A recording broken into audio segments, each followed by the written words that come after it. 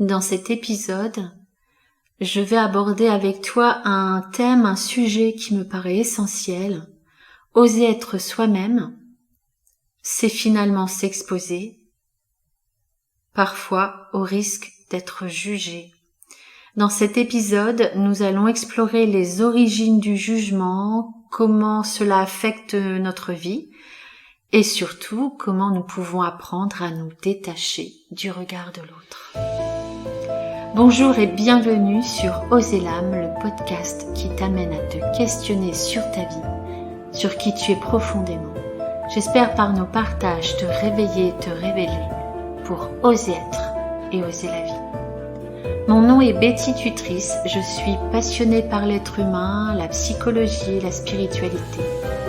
J'enseigne à l'IFPIA la psychogénéalogie évolutive, la psychoénergétique. Je suis également autrice du livre La médiumnité spirituelle. J'espère te donner des clés qui te permettront d'ouvrir ton cœur pour laisser chanter ton âme. Chaque épisode est une invitation à l'introspection pour exprimer plus librement toutes les parts de ton être. Dans notre quête d'authenticité, dans notre désir d'oser notre âme, nous faisons face à un défi de taille, celui du jugement des autres. Ce jugement peut nous faire douter, nous retenir et parfois même nous empêcher de vivre notre vérité pleinement. Le jugement est une partie inévitable de notre interaction sociale. Il prend racine dans notre besoin naturel de catégoriser et de comprendre le monde qui nous entoure. Mais quand ce jugement se porte sur nous, il peut devenir une source de stress et d'anxiété. Se sentir jugé peut influencer nos actions, nos choix et même notre perception de nous-mêmes. Je navigue depuis 25 ans dans le monde de la relation d'aide. Je suis passée d'un emploi de soignante en milieu hospitalier à une reconversion professionnelle pour devenir psychothérapeute, puis analyste jungienne, tout en y incluant les soins énergétiques et le développement spirituel. J'ai créé une école, j'ai écrit un livre. Est-ce que tout cela s'est fait facilement sans jugement ni critique ? Eh bien non. À chaque étape de ma vie, mais je suis sûre que tu peux faire des liens avec ta vie également, à chaque étape où j'ai osé être qui j'étais, où j'ai osé être différente de ce que peut-être ma famille, la société attendait de moi, à chaque fois je me suis confrontée à une critique et à un jugement. Quitter mon emploi en CDI à l'hôpital pour une reconversion en psychologie était vu par certains proches comme une forme, on va dire, de délire, d'un truc complètement loufoque. Je me souviens également d'une collègue psychanalyste qui savait que je faisais des soins énergétiques, qui disait que les gens comme moi avaient une spiritualité pot de yaourt. Alors je ne vais pas te dire que ces propos m'ont laissée indifférente. Mais j'ai appris à m'en détacher et à rester alignée avec qui je suis. Je suis certaine que si je te pose la question de moments de vie comme ça importants pour toi, je suis sûre que tu peux faire le lien avec des regards, des attitudes, des paroles jugeantes qui t'ont blessé. En même temps, ces expériences m'ont appris plusieurs choses. Que le jugement avait différentes formes. Alors il peut être direct, comme des commentaires, des critiques, subtil ou pas d'ailleurs, avec des regards, des insinuations. Dans les deux cas, il y a un impact profond sur notre estime de soi. Pour beaucoup, je vois des gens qui vont modifier leur comportement, se conformer aux attentes d'autrui, ou tout simplement abandonner les rêves par peur d'être jugé. Ce jugement a plusieurs aspects. D'abord, il y a le jugement de valeur. Le jugement de valeur, c'est une évaluation basée sur des critères personnels ou subjectifs. Cela reflète les croyances, les préférences et les valeurs de la personne qui juge. Je prends l'exemple de cette psychanalyste-là qui dit que ma spiritualité, c'est du yaourt. En vérité, elle impose sa définition et ses valeurs de la spiritualité. Pour elle, cela doit forcément être relié à une religion, avec une pratique codifiée, une représentation très personnelle. Les jugements de valeur ne sont pas nécessairement négatifs ou positifs, ils reflètent simplement une opinion personnelle. Un autre exemple de jugement de valeur, qu'on retrouve souvent chez les enfants d'ailleurs, c'est par exemple de dire que tel plat est mauvais, alors qu'en fait c'est simplement qu'on n'aime pas. Il y a également une autre forme de jugement qui est le jugement moralisateur. Un jugement moralisateur va au-delà de la simple expression d'une préférence. Cela implique une évaluation de la conduite ou des choix. Donc selon des normes éthiques ou morales. Éthique ou morale, ça veut dire qu'il y a une notion de bien ou de mal, quand même. La différence, elle est là. Les jugements moralisateurs peuvent parfois conduire à des sentiments de culpabilité ou d'infériorité chez la personne jugée. Car ils évaluent non seulement des actions ou des choix, mais aussi le caractère et la moralité d'une personne. Par exemple, je me souviens je crois que c'était un post d'une collègue énergéticienne sur Facebook peut-être, et d'un commentaire très négatif. Je m'en souviens très très bien. Le commentaire était « Charlatan, vous ratissez large ». Et je me mettais à côté de cette collègue et je me disais... Alors déjà sur les réseaux sociaux, tout le monde se permet... Pour le coup, là, c'est l'espace du jugement. Tout le monde se permet de critiquer, d'insulter. Il n'y a pas de filtre avec l'écran, les ordinateurs. Et je me disais... C'est bizarre quand même parce que le message de cette collègue énergéticienne, je crois que ça parlait d'énergie des émotions et elle faisait un lien avec la psychologie. Donc un truc un peu très basique. Et je me suis dit, là c'est une façon de dire à cette femme que c'est une mauvaise professionnelle. Alors pire, c'est une charlatan. Et donc son métier, ses actions ne sont nourries que par le fric, par l'emprise, voilà, des choses un peu comme ça. Moi, je suis toujours très attentive aux phrases qui culpabilisent. Il y a souvent un jugement et une forme de manipulation en fait. Et donc, pour sortir de cette culpabilité, là, je reprends l'exemple de ma collègue énergéticienne. C'est, est-ce que je suis responsable de quelque chose de mal? Là, clairement, son poste était un poste, j'ai envie de dire, lambda. C'était très naturel, des choses qu'on pouvait lire dans la littérature classique en psychologie. Et puis, donc, il y a la question de la responsabilité. Est-ce que je suis responsable de quelque chose de mal? Et est-ce que mon intention fait du mal à quelqu'un? Si vous répondez non à ces deux questions, la personne qui vous juge est en train de vous manipuler et d'avoir sur vous une pensée moralisatrice qui ne correspond qu'à ses valeurs, qu'à son monde. Donc c'est très subjectif en fait tout ça. Et il y a également un troisième mécanisme lié au jugement, c'est ce qu'on appelle en psychologie la projection.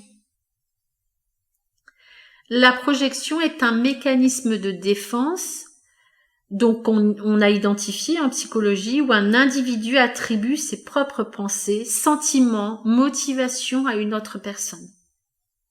Donc contrairement au jugement de valeur et au jugement moralisateur, la projection n'est pas une évaluation consciente. Comment je pourrais dire ça ? C'est un processus inconscient par lequel une personne évite de reconnaître et de confronter ses propres caractéristiques ou sentiments indésirables. Ce qu'elle ne veut pas rencontrer à l'intérieur d'elle, elle va le projeter à l'extérieur. Par exemple, qu'est-ce que je pourrais te donner comme exemple ? Une personne qui se sent envieuse peut accuser quelqu'un d'autre d'être envieux. Ici, elle projette son propre sentiment sur l'autre, alors de façon inconsciente, Donc ça veut dire sans conscience claire de sa propre envie. On le voit bien ici, en fait, l'enjeu c'est de donner ou pas un pouvoir aux autres et à leur jugement. Alors pourquoi est-ce qu'on donne autant de pouvoir au regard de l'autre ? J'ai envie de dire tout simplement parce que cela provient de notre besoin d'appartenance, de reconnaissance sociale aussi.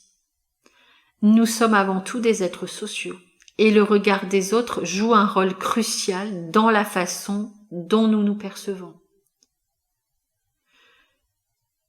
Et en même temps, au bout d'un moment, il faut pouvoir se détacher du regard de l'autre. Parce que ce besoin d'approbation peut devenir un obstacle à notre épanouissement personnel. Le regard de l'autre, on se construit avec dans la petite enfance. C'est le regard de nos parents qui nous permettent de nous construire. Souvent aussi, dans la petite enfance, on rentre à l'école, il y a les normes sociales qu'on commence à intégrer. Tout ça, c'est important pour commencer à grandir. Une fois adulte, il faut pouvoir se détacher de ce mécanisme d'être validé par l'autre. Alors, les médias, la culture populaire jouent également un rôle clé. Alors on le voit aussi de plus en plus avec les réseaux sociaux. Ils établissent des standards de réussite, de beauté, de comportement, qui peuvent sembler d'ailleurs inatteignables. Les femmes en particulier sont soumises à une pression intense pour répondre à ces idéaux. Il y a juste à regarder les réseaux sociaux, les filtres qu'on nous propose pour correspondre à une forme de jeunesse perpétuelle, à des stéréotypes de féminité, de beauté. Donc tout ça, en fait, ça engendre des peurs au quotidien. Ça peut nous rendre excessivement prudents, ça nous pousse à éviter des situations où on sait qu'on va être jugé. Cela peut limiter aussi notre volonté d'essayer de nouvelles expériences, de prendre des risques, ou simplement d'exprimer librement nos opinions. Le fait d'avoir peur du jugement aussi, ça peut, ça peut également nous amener à suranalyser nos interactions sociales. Et donc, ça engendre un cycle d'autocritique et de doute. C'est un cercle vicieux, en fait. Et puis, la peur du jugement ou se conformer au regard de l'autre, ça nous empêche clairement d'être pleinement nous-mêmes. Alors, comment se détacher du regard de l'autre et comment se détacher du jugement ? Oser être soi-même, malgré le jugement, c'est un acte de courage et d'authenticité. C'est aussi une façon d'incarner notre puissance. Cela nécessite de reconnaître sa valeur, indépendamment de l'opinion des autres. Et pour cela, en fait, il faut pouvoir développer une estime de soi assez forte. Alors, qu'est-ce qui facilite cela? Alors, l'estime de soi est facilitée quand on ose suivre ses passions. Quand on ose faire des choses qui nous nourrissent et qui nous remplissent le cœur. Et pour se détacher du regard des autres, il y a 3 règles. 1. À chaque fois que quelqu'un te juge, il ne parle pas de toi, mais de lui-même. C'est un peu, j'ai envie de dire, ce que j'explique là depuis le début de l'épisode. C'est que quand quelqu'un te juge, ça ne parle que de lui, ça ne parle que de sa subjectivité, ça ne parle que de ses valeurs à lui, ça ne parle que de sa vision du monde. Donc vraiment, 1, à chaque fois que quelqu'un te juge, il ne parle pas de toi, mais de lui-même. Ça, tu l'enregistres. 2, si tu sais qui tu es, la personne peut te juger, tu sentiras que cela ne change rien en toi. Pour développer l'estime de soi, la confiance en toi, régulièrement, nomme tes qualités, sois en gratitude par rapport à ce que tu as pu faire, ce que tu as pu construire.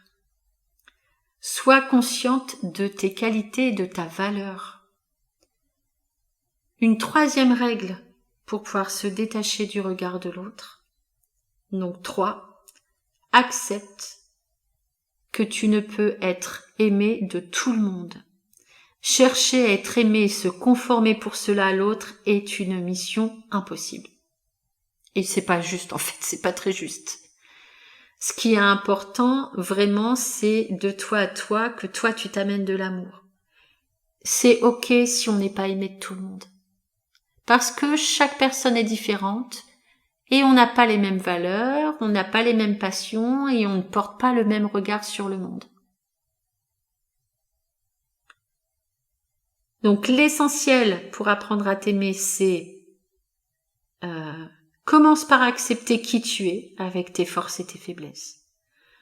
Reconnais que personne n'est parfait et accepte-toi tel que tu es. Ça, c'est vraiment la base de l'amour de soi.